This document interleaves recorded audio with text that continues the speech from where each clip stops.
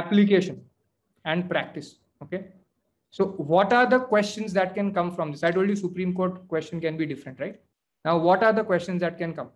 See, remember, lot of questions have this, that write your personal opinion, and many candidates think that they have to write a personal opinion on it. Any college type opinion will do, because it has to be a personal opinion.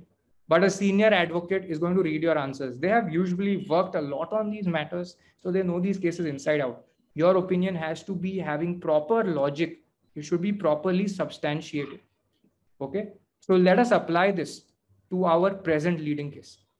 Okay, what are the questions that can come? I'm telling you the questions. Here, 3 examples. Why was the constitutional bench constituted in IDA versus Manohar Lal? What is the correct mechanism of passing on a reference to a constitutional bench? This question hasn't been asked. Okay, I'm telling you the process of predicting what questions could be asked. Okay, now this, if you see, has a whole connection with Supreme Court practice and constitutional law. All the questions around constitutional law are relevant to Supreme Court practice. The trap was to just fixate into the judgment and look at only Land Acquisition Act issues, okay, and to miss the constitutional parts. Okay, that was the trap. What is the doctrine of prospective overruling? This case mentions that in passing. How this doctrine would have affected the judgment in this case. These are possible AOR questions.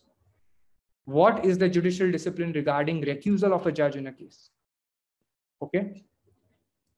This is the application part. Did you follow step 4?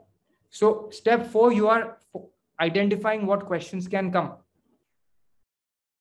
Okay, did you follow this step 4? Identification of what kind of questions can come. Step 5. Now there are 64 cases. If you practice those variations, you got to do that for 64 cases. Right? How will you do it for 64 cases? So there is another trick.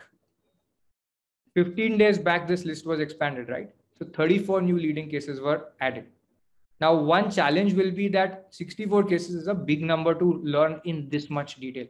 If you perform this for each case, it will take a lot of time.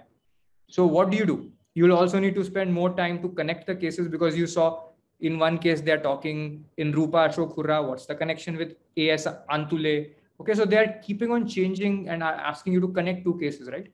So what you do here, I'm going to tell you a trick which will enable you to reduce the effort by 3 times. Okay, we have a technique which allows you to group your 64 leading cases into approximately 20 important groups. So you're not studying 64 cases in isolation, you're studying 20 groups of 2 or 3 cases. Okay, so for example, on working of administrative tribunals, you have 3 cases together. Now, when you study cases in a bunch, what happens to your preparation? It gets faster. You are together spotting the connections between the cases. Your preparation is happening faster. It is difficult to expect a traditional textbook like a D.D. Basu or an M.P. Jain or a V.N. Shukla to provide these details, because they're not catered only to the AOR exam, right? They have to teach constitutional law. Second year students have to learn basic constitutional law. Colleges have to prescribe it. So they have a different approach. Okay. And there are a lot of recent cases which are there in the prescribed syllabus, and the level of depth required is much, much higher.